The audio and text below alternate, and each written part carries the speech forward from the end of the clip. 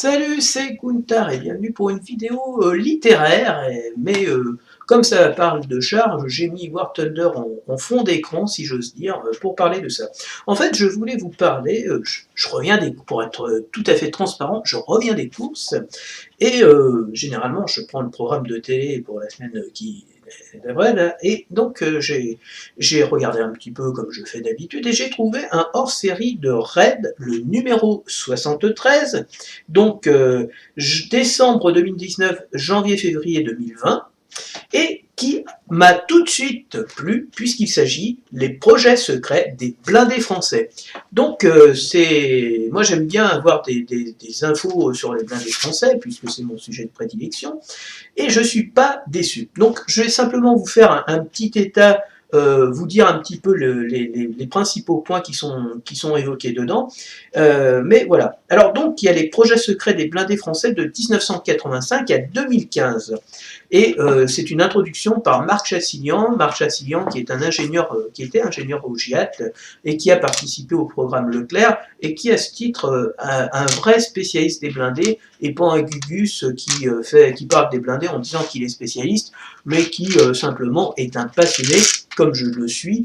Mais moi j'ai aucune connaissance profonde du mécanisme, même si au fur et à mesure que j'apprends des choses, que j'avance dans ma connaissance des blindés, je deviens un peu moins neuneux sur le sujet. Voilà, donc il y a une introduction fort intéressante avec plein de dessins vraiment inédits, enfin d'autres qui le sont moins.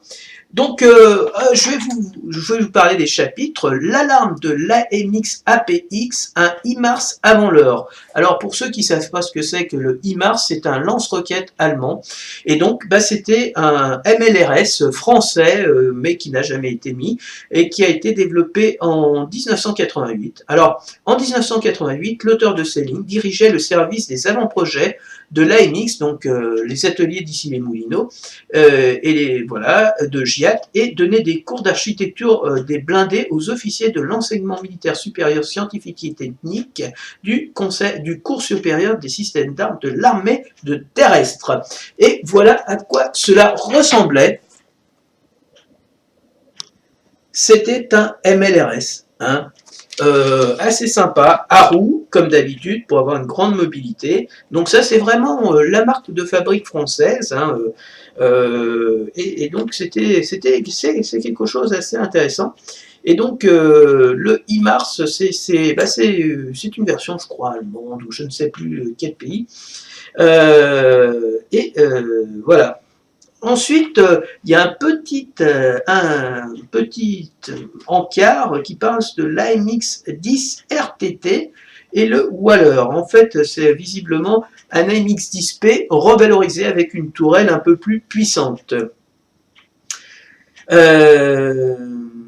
Donc le V3T, un H-Zarit pour l'armée de terre ou l'AMX 30 VCI. L'observation des opérations menées par Tsahal mit en exergue l'utilisation des blindés lourds issus de la transformation de divers châssis de chars récupérés en engins de génie et de transport d'infanterie. Donc en fait, c'est l'idée de transformer des AMX-30, des châssis, en VCI, des véhicules de combat d'infanterie. Donc vous avez des petits dessins, en fait pas des VCI, mais plutôt des véhicules de combat d'infanterie, mais qui étaient équipés d'un armement assez léger. Et puis les mecs, j'aime mieux vous dire qu'ils étaient plutôt serrés quand vous regardez le temps. Voilà.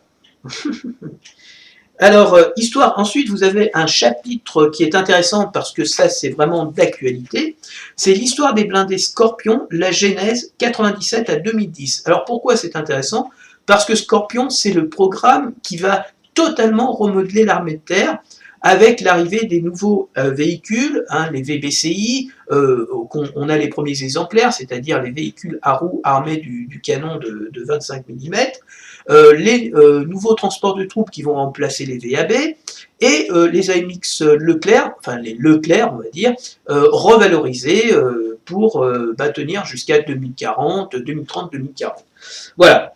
Donc c'est quelque chose qui est intéressant parce que justement vous avez toute la genèse et toute la recherche qui a conduit aux véhicules qui sont aujourd'hui en dotation dans l'armée de terre. Alors, pour les remplaçants des VAB, les premiers exemplaires sont arrivés. Il y en a quelques-uns qui vont être envoyés au Mali pour faire des tests opérationnels. Donc, je veux dire que, voilà, encore je vous dis que les véhicules français, c'est combat proven, je veux dire, tous passent par le champ de bataille africain, qui est quand même un champ de bataille plutôt exigeant, parce que c'est des fortes chaleurs, c'est des terrains très caillouteux, c'est du sable, c'est des dunes, donc je veux dire, quand vous réussissez le test là-bas, eh bien ça marque quand même que vous êtes plutôt positif et que vous êtes capable de faire des choses. Donc il y a vraiment plusieurs concepts, il y a beaucoup de dessins de concepts, et c'est vraiment passionnant parce que vous avez vraiment tout, et là je veux dire que vous voyez que finalement les ingénieurs français, quand il faut faire des prototypes, ils ont pas mal d'imagination, eux aussi. Voilà, donc c'est vraiment intéressant. Et voilà, ça peut vous intéresser. Et je pense que ça intéressera ceux qui s'intéressent réellement à l'histoire des blindés français. Ensuite, vous avez un autre chapitre qui va parler du véhicule blindé de ravitaillement tactique. Alors là, c'est dans les années 80, donc c'est un véhicule assez étrange, je dois l'avouer. Voilà à quoi il aurait pu ressembler. Voilà. Et donc c'est un véhicule qui devait ravitailler effectivement, je veux dire, quand on parle de tactique, c'était des véhicules qui étaient sur le front pour ravitailler les blindés ou les troupes mécanisées, donc c'était quelque chose qui devait avoir une grande mobilité et qui devait être capable en même temps de résister aux coups qui étaient éventuellement portés.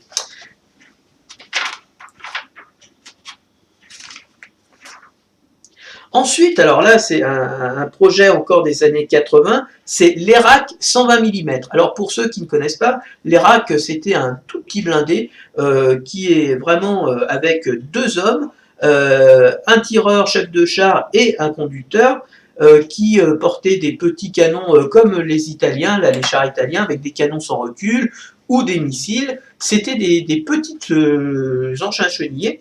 Et là, en fait, vous avez l'évolution de cet Erak, voilà, qui donne des choses assez intéressantes et qui aboutissent, par exemple, voilà, qui vont aboutir aussi à des modèles quasiment identiques au Sturmgeschütz, les derniers chasseurs de chars allemands qu'on a en jeu, par exemple.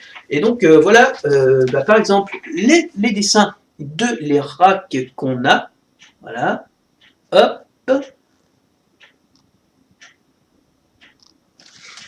et les différentes variantes qui ont été dessinées et évaluées.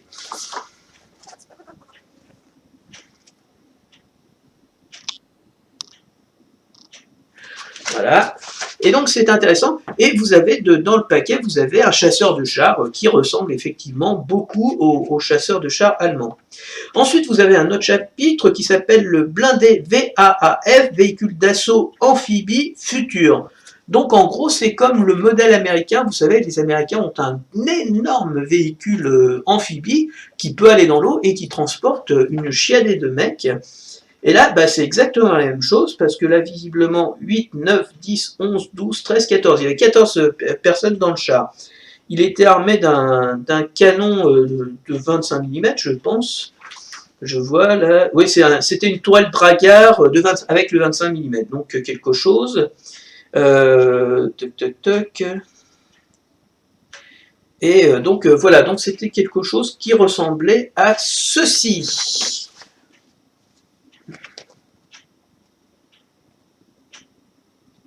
Donc effectivement, très proche des véhicules américains amphibies et qui auraient été sans doute intéressants.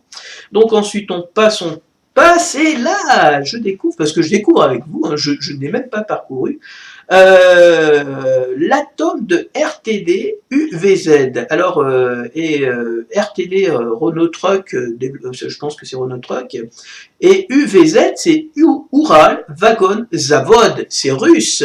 Et donc en fait, je découvre que Nexter, voilà, RTD cherche à communiquer. En fait, c'est la chaîne cinématique du VBCI qu'on aurait essayé de revendre pour alors, je me reprends. Donc, c'est la chaîne cinématique du VBCI qu'on a essayé de revendre à UVZ pour moderniser les BTR russes de l'infanterie motorisée soviétique.